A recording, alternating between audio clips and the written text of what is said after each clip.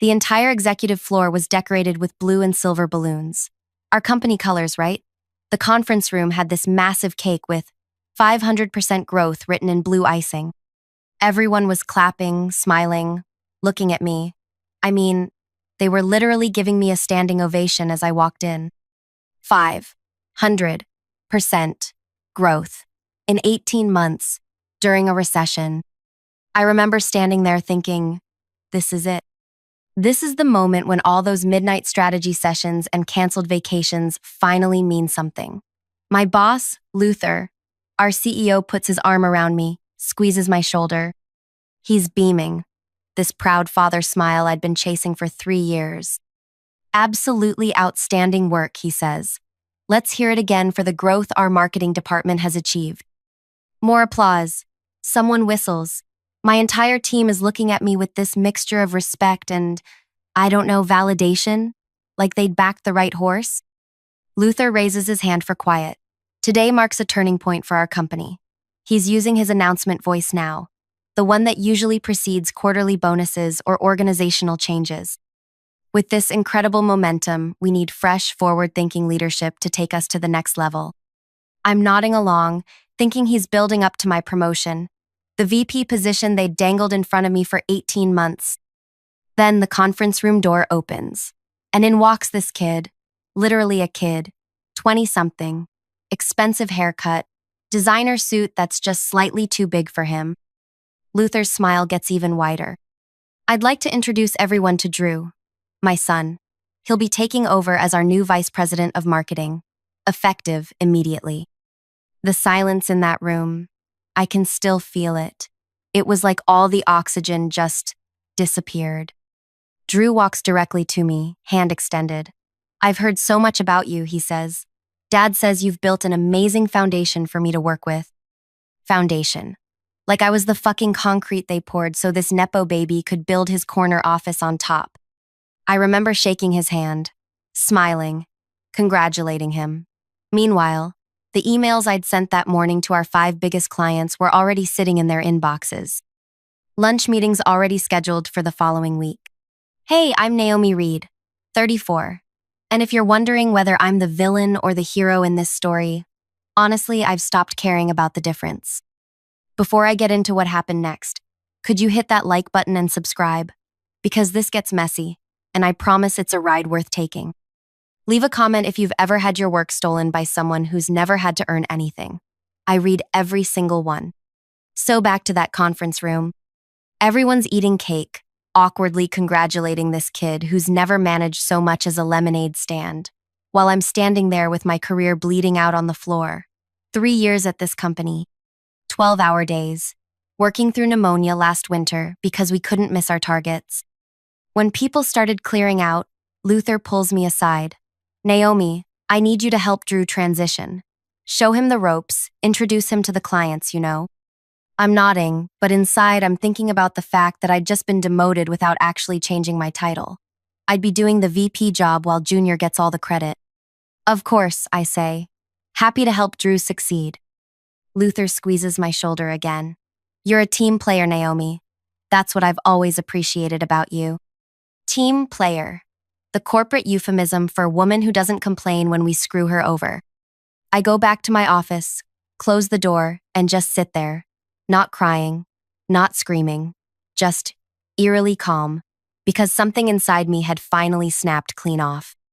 You know that feeling when disappointment is so complete that it wraps around and becomes clarity? That's where I was. Crystal clear clarity. My phone buzzes. It's a text from my friend Layla in accounting. WTF just happened? Call me ASAP. I don't call her. Instead, I open my laptop and pull up the dossier I'd been compiling for 6 months. See, I wasn't stupid. I'd seen the writing on the wall when Luther started bringing Drew to quarterly meetings. When he'd interrupt my presentations with fresh perspectives from his son who'd never worked a day in this industry. The dossier had everything: client relationships, campaign strategies, but most importantly, it had the truth about our biggest client, Westbrook Industries. They represented 40% of our revenue, and Luther had been falsifying performance metrics to keep them on board. I'd discovered it by accident 3 months earlier, And instead of reporting it, I documented everything. Insurance policy, I'd told myself. Drew knocks on my office door at 4:30 that afternoon. Hey, got a minute? Dad thought we should start the transition today. He sits across from me, one leg crossed over the other, examining his manicured fingernails. So, what should I know first? I smile. Warm, professional. Well, let's start with our client roster. Why don't we go through them one by one? For the next hour, I give him exactly what he's expecting. Surface-level overviews. Nothing he couldn't get from reading our quarterly reports.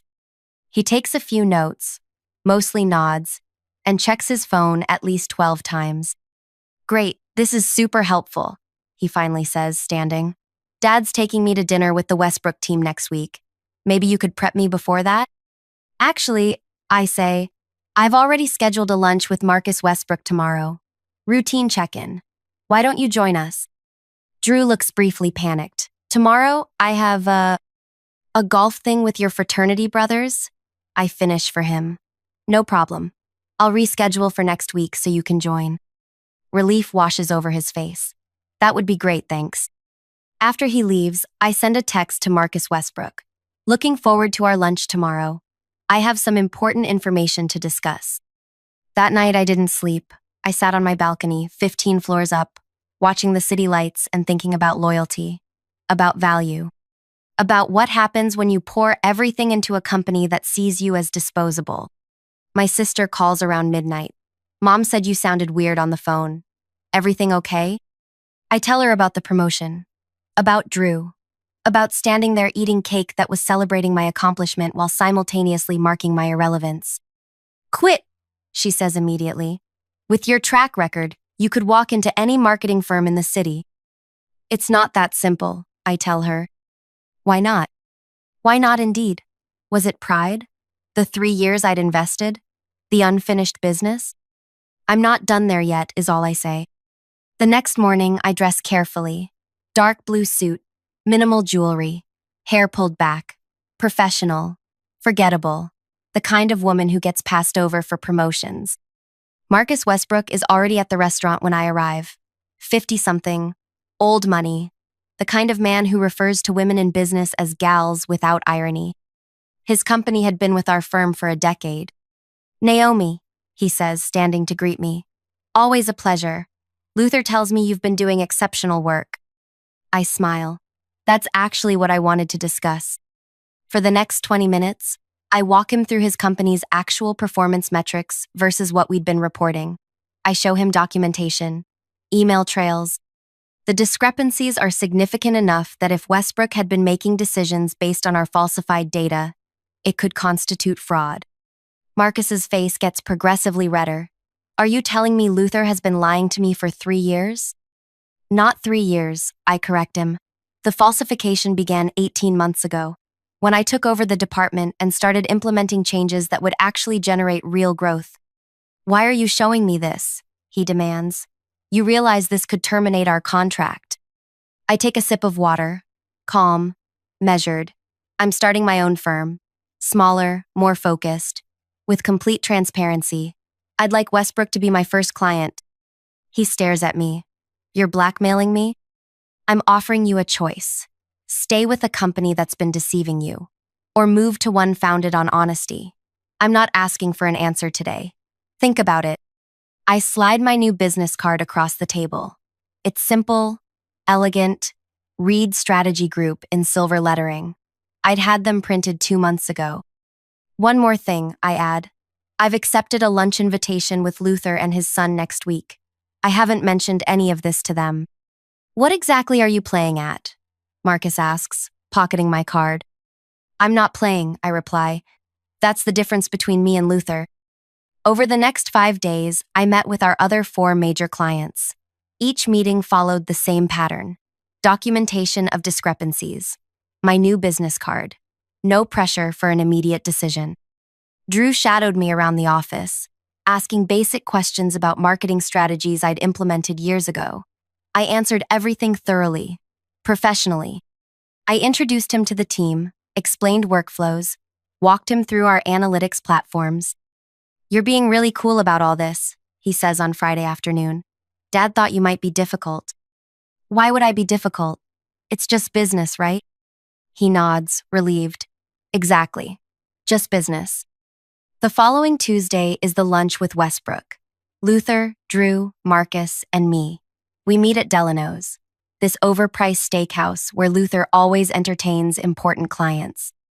Luther orders expensive wine, talks about golf, introduces Drew as the fresh blood our company needs. Marcus is polite but reserved. He glances at me occasionally, but I keep my expression neutral.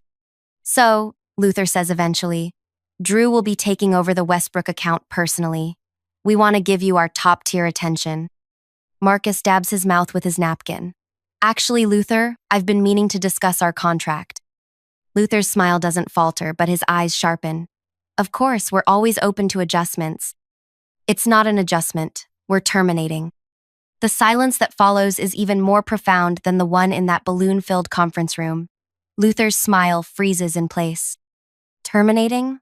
Marcus, we've been partners for a decade. If there's an issue— The issue, Marcus interrupts, is integrity. Or rather, your lack of it. Luther's eyes flick to me, then back to Marcus. I don't understand. Naomi has shown me the actual performance metrics for our campaigns, compared to what you've been reporting to us. Drew looks confused. What's he talking about, Dad? Luther's face has gone pale. Marcus, whatever you think you've seen, I'm sure there's a simple explanation. Save it, Marcus says, standing. We've already signed with Reed Strategy Group, effective immediately. He nods at me, drops his napkin on the table, and walks out. The look Luther gives me, if hatred could burn, I'd be ash on that restaurant floor. What did you do? He whispers. I take a sip of the expensive wine he ordered. Nothing you wouldn't have done. It's just business, right? I wish I could tell you that was the end of it. That one client was enough to make my point. But revenge is like those fancy multi-course meals. Once you've had a taste, you want to experience the full menu. Before Luther could even process what happened with Westbrook, the other 4 clients called, all terminating, all signing with Reed Strategy Group. So here's where I need you to decide if you're with me for the rest of this story, because it gets darker. If you're still here, hit that like button and subscribe. Drop a comment telling me if you think I went too far or not far enough. So, after that lunch where Westbrook publicly fired Luther's firm, the restaurant staff practically had to peel him off the ceiling. His face went through this fascinating color transformation, white to red to this disturbing shade of purple I'd never seen on a human being before. You ungrateful bitch, he hissed across the table. After everything I've done for you. Drew just sat there, mouth slightly open, looking between us like he was watching a tennis match he never bought tickets for. I placed my napkin on the table and stood up. Thank you for the opportunity, Luther. And Drew, I turned to him with my most professional smile. Best of luck with your new position. I'm sure you'll grow into it. As I walked out, I could hear Luther already on his phone, voice tight with panic, probably calling his lawyers. But here's the beautiful thing about documentation. I had copies of everything. Every falsified report. Every email where Luther directed me to adjust numbers. Every single receipt. By the time I reached my car, my phone was blowing up. First Layla from accounting, what did you do? Then my team members, one after another. Then the COO. I turned my phone off and drove straight to my new office space, a modest suite I'd leased 2 weeks earlier. The next morning, the company's stock had dropped 12%. Losing 5 major clients representing over 70% of your revenue will do that. Luther called me 17 times. I let every call go to voicemail. On the 18th call, I picked up. You have exactly 30 seconds, I said. Name your price, he growled. Whatever you want. Come back, bring the clients, and I'll make you executive vice president. I actually laughed. That's your offer? A better title at a company that's currently in free fall? What do you want, Naomi? Money? Take it. A board seat? It's yours. I wanted recognition for my work, I told him. I wanted what I earned. But you couldn't stand the idea that a woman built something valuable in your company, could you? So you handed it to your son who couldn't tell a marketing strategy from a grocery list. This isn't about Drew. It's exactly about Drew and your ego, and the fact that you think loyalty only flows upward. I'll sue you for client theft, he threatened, for corporate espionage. Go ahead, I said calmly, and I'll submit all my evidence of fraud to the SEC. See who comes out worse. After a long silence, he asked, Is that what this is? Blackmail? No, Luther. This is consequences. I hung up and blocked his number. Over the next month, my new company grew faster than I'd anticipated.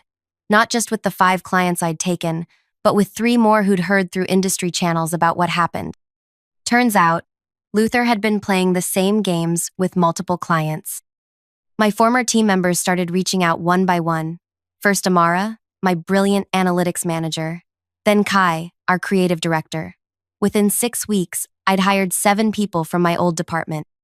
They brought with them their expertise, their client relationships, and most importantly, their loyalty. The messages from Luther came through other channels now. Mutual connections, industry events, always the same theme. He was willing to settle, to make peace. I ignored them all. Then one evening, after everyone had left the office, there was a knock on my door. It was Drew. He looked different, thinner. The expensive suit now properly tailored but somehow less shiny. The swagger replaced with something approaching humility. Can we talk? He asked. I gestured to the chair across from my desk. 5 minutes. He sat down, rubbing his palms on his knees. The company's filing for Chapter 11 next week. I nodded. This wasn't news to me. I still had friends in their finance department. Dad's being investigated by the SEC, he continued, and 3 other clients have filed lawsuits. That sounds like a Luther problem, I said. Drew looked up, meeting my eyes directly for perhaps the first time. I didn't know. About the falsified reports. I swear. Would it have mattered if you did? He thought about this, then shook his head slowly. Probably not. Not then. At least he was honest. I'm not here to ask for your help, he said, or forgiveness. I wanted you to know that I see it now. What he did to you. What I was part of. I studied him for a moment. Why are you really here, Drew? He reached into his jacket and pulled out a flash drive. This has everything. Dad's offshore accounts, the shell companies, the client lists he's been hiding from the board. He's been siphoning money for years. I didn't reach for it. Why give this to me? Because you're the only one who wasn't afraid to stand up to him. His voice cracked slightly. And because I've spent my entire life watching him crush people who got in his way, including my mom. This was new information. Luther's ex-wife had vanished from the company narrative years ago. He drove her to a breakdown, Drew continued, then used it to get full custody of me and control of her shares in the company. He's not a good person. And I don't want to be him anymore. I finally took the flash drive. What do you expect me to do with this? Whatever you think is right. He stood up. That's all I wanted to say. After he left, I sat there turning the flash drive over in my hands. I should have felt triumph, vindication. Instead, I felt tired. The kind of bone-deep exhaustion that comes after months of channeling rage into action. I plugged in the flash drive. Drew hadn't exaggerated. Luther had been stealing from his own company for over a decade. Millions siphoned through elaborate financial schemes. Client contracts with hidden clauses. Evidence of tax fraud that would make an IRS agent salivate. What happened next is where people usually divide on whether I'm the villain or the hero in this story. I didn't go to the SEC. I didn't call the police. Instead, I called Elliot Westmore, the business reporter who'd been covering Luther's company's decline. I have a story for you, I said, but I need certain assurances. The next morning, his expose hit. It detailed every aspect of Luther's fraud except the parts involving his son. The article mentioned an anonymous insider who provided documentation. By noon, Luther's company had halted trading. By evening, he was being led out of his office building by federal agents, cameras flashing in his face. I watched it all unfold on the news, sitting in my living room with a glass of wine. No cheering, no celebration, just closure. 3 days later, Drew showed up at my office again. Thank you, he said simply, for leaving me out of it. I nodded. What will you do now? He shrugged. Start over, somewhere new, maybe actually learn the business from the ground up. Good luck with that. He turned to leave, then paused. He always said you were the smartest person in the company, even before everything. He was afraid of you, I think. He should have been afraid of underestimating me, I replied. After Drew left, Amara came into my office. Was that who I think it was? Yes. And? I looked out my window at the city skyline. And nothing. It's over. But it wasn't quite over. The industry fallout continued for months. Luther's trial became a cautionary tale in business ethics courses. His company was acquired for pennies on the dollar by a competitor. Former employees scattered to various firms, many landing at mine. 6 months after I started Reed's strategy group, we moved to a larger office. A year later, we were handling accounts twice the size of my former clients. I hired 30 people, then 50. On the second anniversary of that balloon-filled conference room humiliation, I received a letter. No return address. Inside was a news clipping about Luther's sentencing 15 years for fraud, embezzlement, and tax evasion. Scrawled at the bottom in handwriting I didn't recognize. The house of cards always falls eventually. I never found out if it was from Drew or someone else. It didn't matter. Last month, Reed Strategy Group was acquired by one of the largest marketing conglomerates in the country. The terms included full autonomy for me and my team, and a board seat for yours truly. The press release cited our unprecedented growth and industry-leading client retention. The irony isn't lost on me. I built something from the ashes of betrayal that ended up more valuable than what was taken from me. So that's my story. Not a clean, neat revenge fantasy where I walked away into the sunset after destroying my enemy. The reality was messier, more complicated. It cost me friendships, sleep, and probably a few years off my life from stress. Was it worth it? I still ask myself that question. Luther lost everything. His company, his freedom, his reputation. His son lost his inheritance and his name. I gained a successful company and industry respect. But the woman who stood in that conference room eating celebration cake while being publicly replaced, she's gone. In her place is someone harder, sharper, less willing to trust. If there's a lesson here, maybe it's this. Sometimes the greatest revenge isn't what you do to others, but what you build from what they tried to take from you. If this story resonated with you, please hit that like button and subscribe. I'd love to know in the comments whether you think I went too far, not far enough, or if you've ever had to rebuild after someone tried to destroy what you created. Your stories matter to me because they remind me that mine isn't unique. We're all fighting battles others can't see. Thank you for listening. This is Naomi Reed, reminding you that the best revenge isn't served cold, it's served successful.